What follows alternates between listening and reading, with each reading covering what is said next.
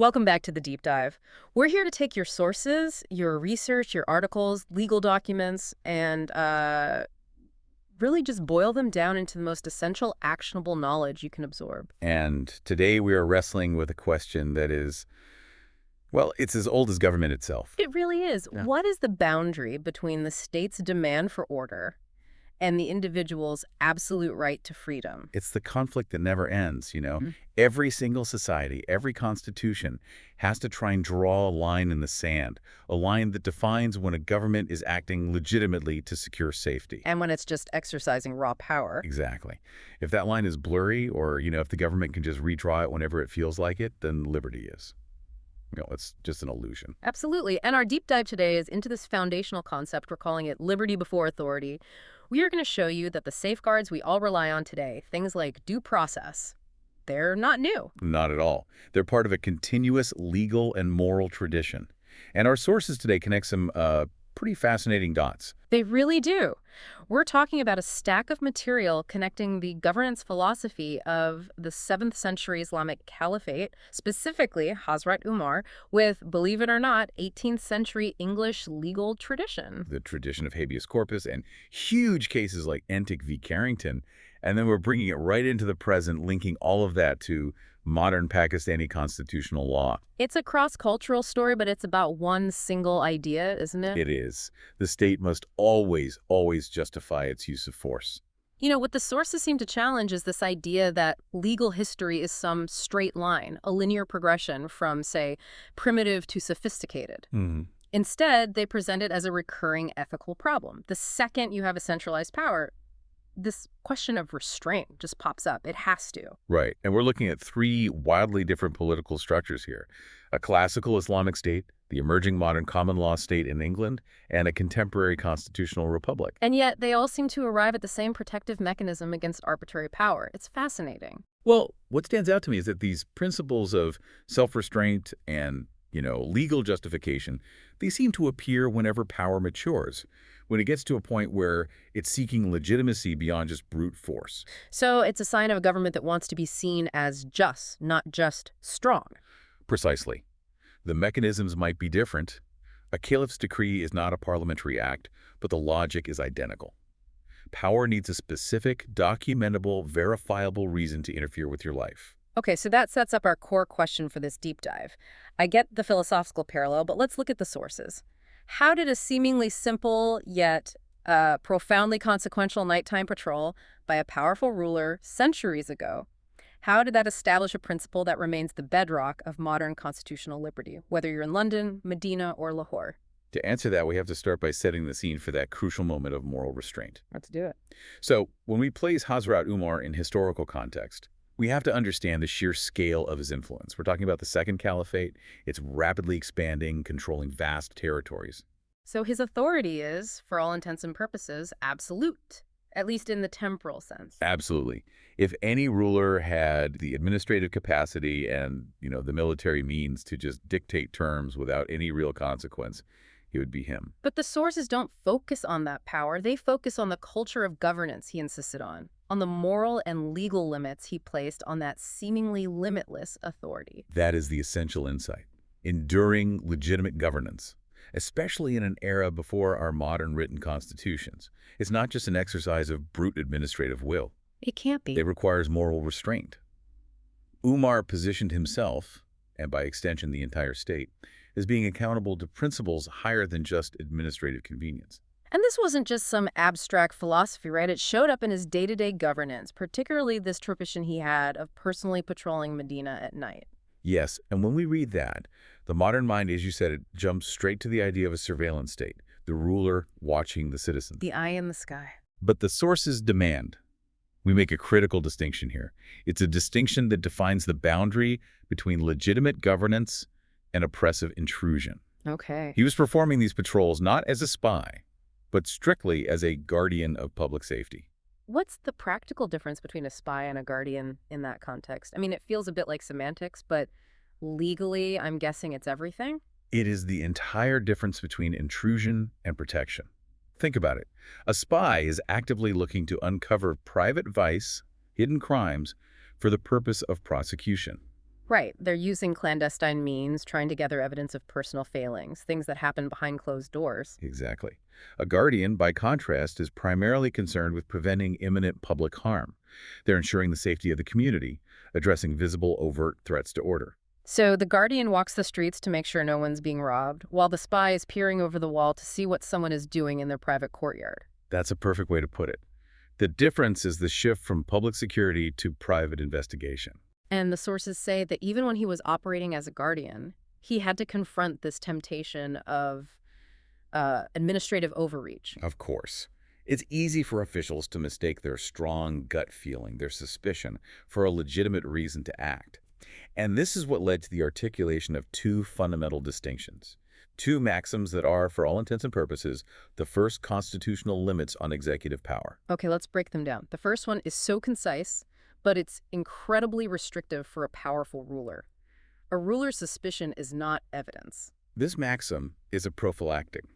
It's a preventative measure against arbitrary power. Because what is suspicion? It's internal. It's a feeling. It's internal, it's subjective, it's non-reviewable, and it's often rooted in prejudice or rumor or just personal dislike. But evidence. Evidence is the opposite. Evidence has to be external, objective, verifiable, and it must be presented in a way that can be challenged and judged against a legal standard. So, in effect, this denies the ruler and his officials the easiest possible path to justifying an arrest. It's so easy for an official to see a group of people he doesn't like or hear some vague rumor and feel this immense pressure to act, for the public good. And this maxim tells him, stop. Your feeling, no matter how strong it is politically and legally neutered. It means nothing until you can transform it into concrete, provable evidence. And just think about what that prevents. It stops arrests based on profiling, on who you associate with, or just on some generalized fear. It demands a standards of professional rigor. It says you cannot use the power of the state to act on a hunch. If you want to take away someone's liberty, you must show your work. Which brings us to the second distinction, which is just as powerful. It addresses the very source of authority itself. A ruler's power is not a warrant. I mean, for a caliph to say this is an extraordinary act of self-limitation, power is the generalized capacity to govern, to command obedience. Right. A warrant, in legal sense we understand it, is a specific limited authorization. It's tied to a particular law, a particular time, and a particular person or action. It's not general. So if the ruler's inherent generalized power was automatically a warrant, then the entire population lives under a perpetual unwritten general warrant. Every act of the state would be legal simply because the state was the one doing it. Precisely. By separating the two, Umar created the mechanism for due process. He's saying, yes, I possess the ultimate authority, but that authority must be activated.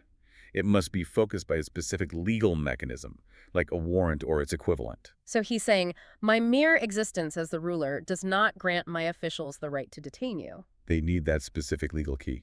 Okay, so if we synthesize this, the foundational result of these two maxims is a fundamental shift in the burden of justification. It's a complete flip.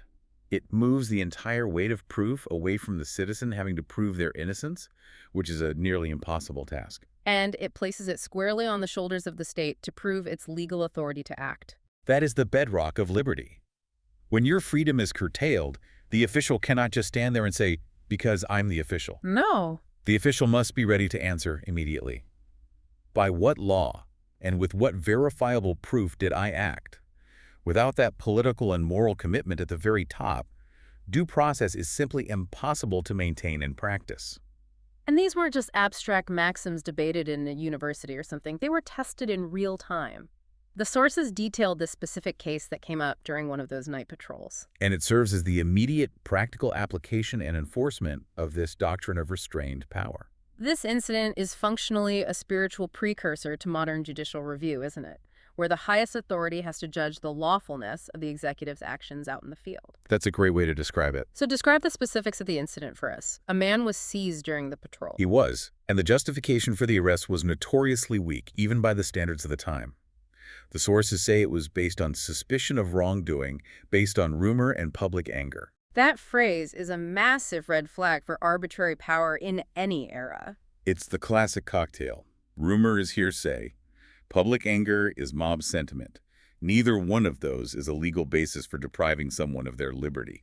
But you can see how it happens. Officials are under pressure to show decisive action, so they seize on these popular sentiments. And the official who made this arrest was demonstrating the exact kind of administrative convenience that the maxims were designed to prevent.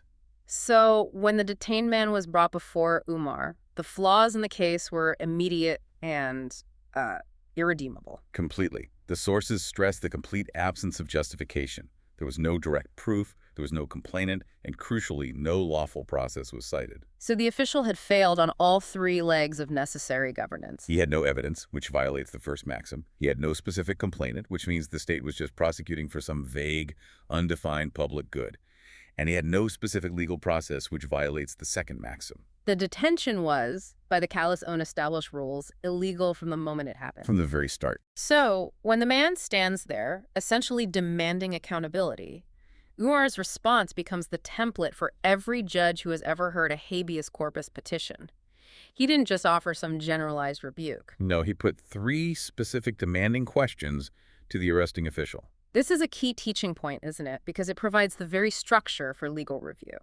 The first demand was, who is the complainant? And this question is so important. It ensures that the legal system isn't operating solely on the state's internal needs or whims. It's asking who specifically has suffered a demonstrable injury that justifies this state action. Exactly. If the official can't name a person or an injured party, it confirms the arrest was initiated by the state purely out of its own administrative or political motives.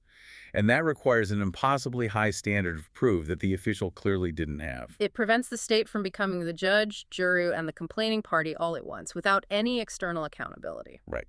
Then came the second demand. Where's the evidence? This forces the official to move from suspicion, which is easy, to objective reality, which is hard. It's the show your work moment. Where is the physical proof? Where is the reliable testimony? If all you have is, well, people said he did something, or I saw him looking shifty. Then you have nothing. You have zero evidence. And the liberty interest immediately prevails. It has to. And then the third demand, which is the most profound one legally, testing that separation of power and warrant. What is the lawful basis of custody? This compels the official to show their homework. They have to cite the specific law, the specific penal code section, or the specific authorized procedure that grants them the power to make this specific arrest. They cannot just gesture vaguely at the caliph's overall authority. They have to show the chain of legality. And what we see next is accountability in action. The official, lacking any of the 3 components, could only fall back on subjective suspicion. And that failure triggered immediate, uncompromising consequences. It was a signal to the entire executive structure that this doctrine was not optional, it was mandatory. First, the immediate release of the detained man. The detention was legally nullified the moment the state failed to justify it. And that's non-negotiable. If the chain of legality breaks, the detention cannot stand for another minute. There's no gray area where they can hold him while they, go look for evidence now that they've been challenged. The default setting is liberty. The state tried to overcome it, and it failed. But the punishment went beyond simple release, which is important. A stern warning was issued to all officials. Detention without proof is oppression. That word, oppression zulm, in the classical terminology, carries immense moral and religious weight. It's not just an administrative error. It's an act of injustice that delegitimizes the ruler's authority. By classifying detention without proof as zulm, Umar set a standard where arbitrary detention was viewed as a profound moral failure, not just a procedural lapse. That moral weight would have served as a powerful internal check on officials. A very powerful one. And finally, there was the requirement for some form of restitution, a public apology, or some accountability for the official. Which acknowledges that the individual's dignity and reputation were harmed, even by a brief, unjustified detention. The state owes the citizen more than just silence after it messes up. The outcome of this case is definitive. It established, centuries before the Magna Carta, the core principle. Liberty is the default condition. Detention is the exception. And the exception requires immediate, verifiable law and proof. The requirement to produce the lawful basis for custody, or release the individual, is the essence of the writ we now call habeas corpus. It's just astonishing that this critical safeguard, which we usually credit to the development of English common law, was demonstrated and enforced by a powerful, centralized ruler exercising voluntary moral and legal restraint. It proves that the demand for justification is a constant feature of good governance. regardless of the political structure. It shows that the best legal principles aren't always invented under pressure from rebellious subjects. Right. Sometimes they can arise from a ruler's own profound understanding of what constitutes legitimate authority. So let's transition now. We're moving across time and culture from the Caliphate's emphasis on moral restraint to the English constitutional tradition, where this same logic of restricting arbitrary power matured, but through specific legal instruments. Well, the functional problem is, as you said, identical. How do you stop the executive, whether it's an official on a night patrol or the King's Secretary of State, from seizing persons or property just because they think it's administratively convenient or politically necessary? Before we get into the case law, we have to ground ourselves in habeas corpus. It's often described as the most important legal safeguard against tyranny. But we need to go beyond that definition and talk about the mechanics of it. Okay, so the writ of habeas corpus ad subjudiendum, which means you must produce the body to submit to judgment, is the ultimate procedural tool. It's a legal weapon. And it doesn't ask if the person is guilty or innocent of whatever crime they're accused of, does it? No, it doesn't care about that at this stage. It asks only one thing. Is the state holding this person lawfully right now? The judge essentially demands the jailer come to court and perform that same show-your-work function that Umar demanded of his official. Cite the law, cite the warrant, cite the proper jurisdiction. All of it. And if the jailer can't, the person is freed. It's that simple. It is the formal legal embodiment of the caliph's third demand. What is the lawful basis of custody? And this procedural rigor became the absolute shield for citizens in the English tradition, especially when they were up against the power of the crown or its ministers. And this takes us directly to a cornerstone of common law liberty, the case of Entick v. Carrington in 1765. This case is so crucial because it addresses not just the detention of a person, but the arbitrary seizure of property and privacy, and it reinforces the very same principle of legal justification. So what were the facts of the case? It involved a political writer, John Entick, and a very powerful government official, the Secretary of State, Lord Halifax. Right. Entick was writing things critical of the government. So Lord Halifax, acting as this powerful executive minister, issued a generalized warrant. And what's a generalized warrant? It's a warrant that didn't specify the exact papers to be seized or the crime that was committed. It was a blank check, basically, authorizing a search of Entick's home and the seizure of his documents under the vague pretense of state security and seditious libel. So Entick sued the officials who actually executed the warrant, one of whom was named Carrington. He did. And the government's defense was essentially that this was standard administrative practice. They argued that the Secretary of State had general authority, and this was necessary to suppress political dissent and maintain order. So their argument boils down to, we did it because we had the power and it was convenient. Pretty much. Yeah. And the court, led by Lord Camden, utterly rejected this executive appeal to convenience or generalized power. And this is where the judgment becomes world-changing. Oh. Camden asked the government lawyers a simple question. Show me the law.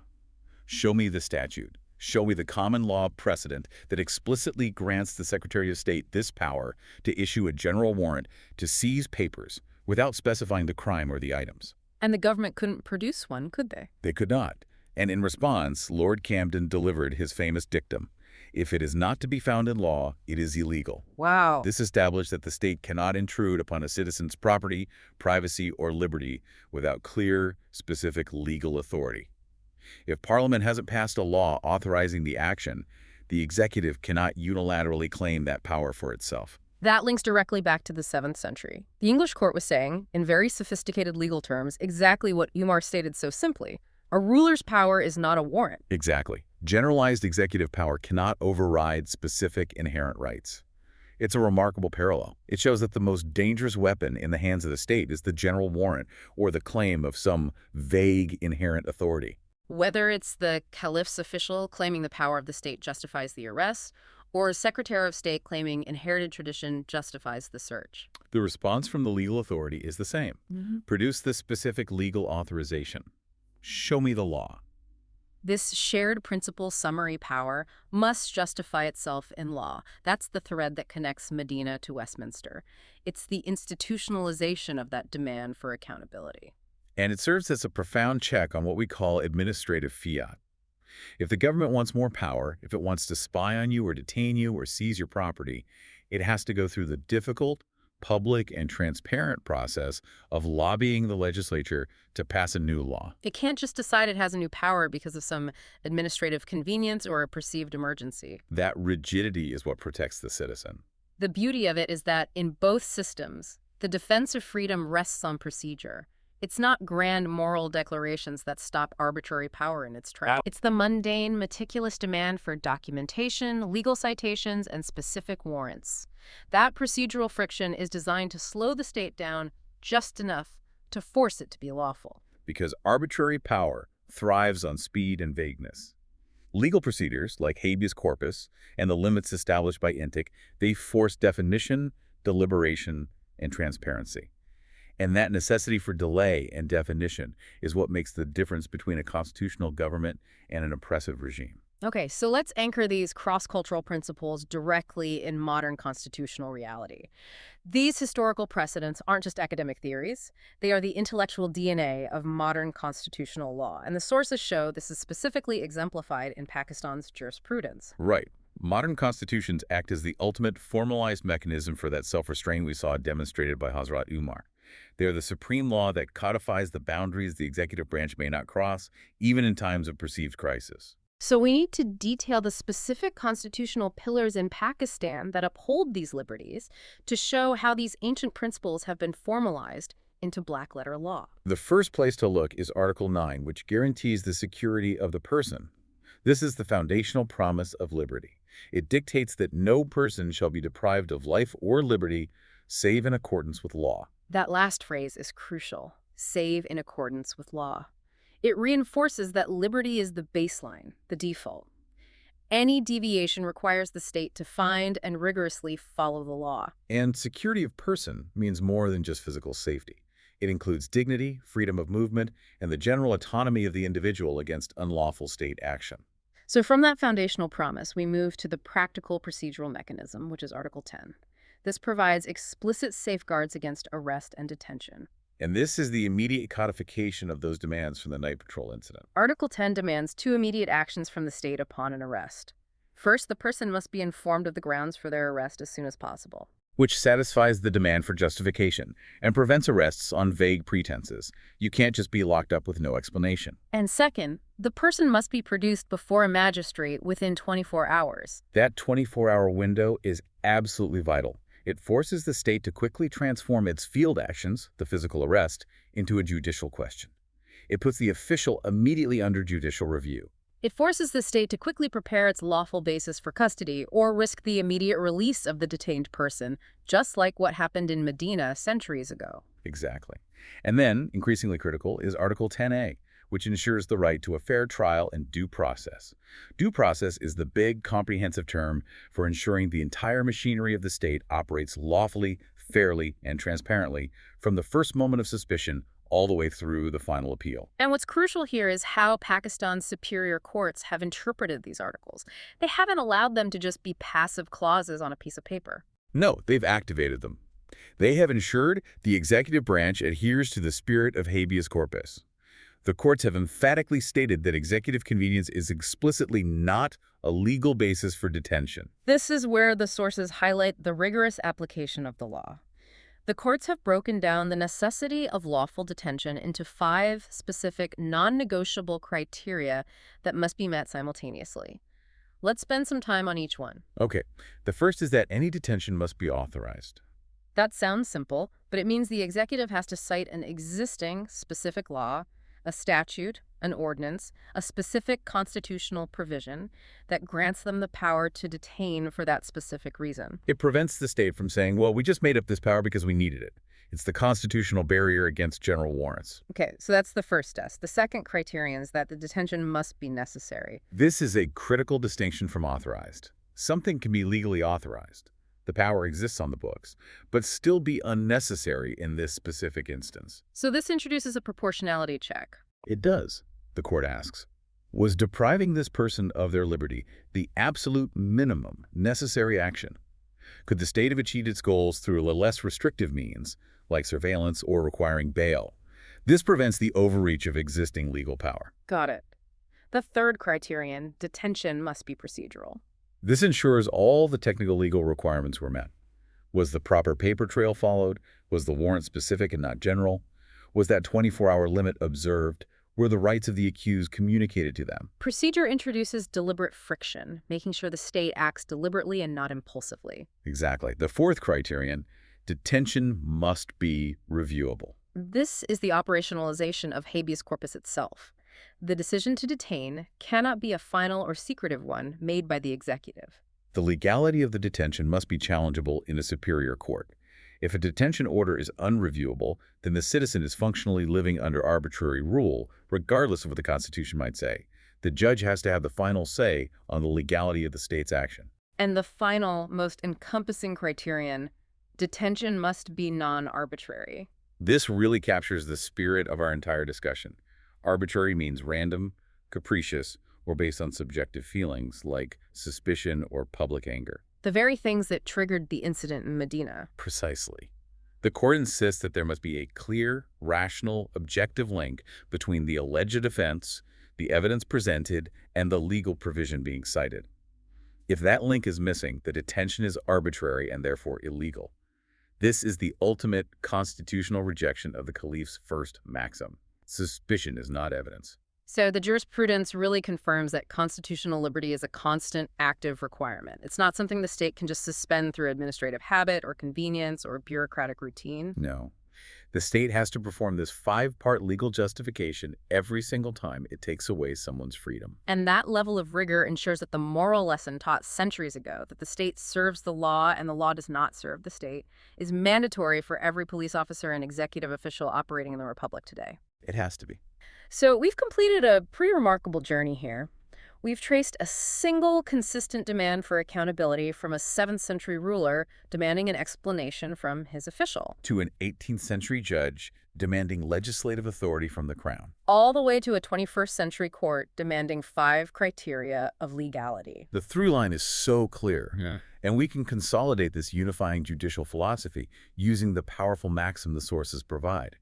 It acts as the ratio decidendi, the decisive reason for all these legal traditions. And the maxim states, detention without lawful cause is tyranny.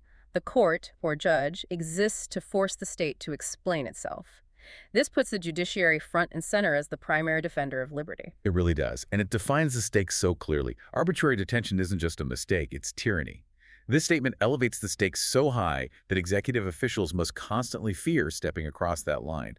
Tyranny is the exercise of power unbound by law. And the judge's role is defined as active, not passive. The judge is the necessary check against executive overreach. Their job isn't just to hear the case. No, it's to force the state to justify itself. The burden is heavy, and the judge must ensure the state carries it completely. This forcing function is the activation switch for constitutional liberty, isn't it?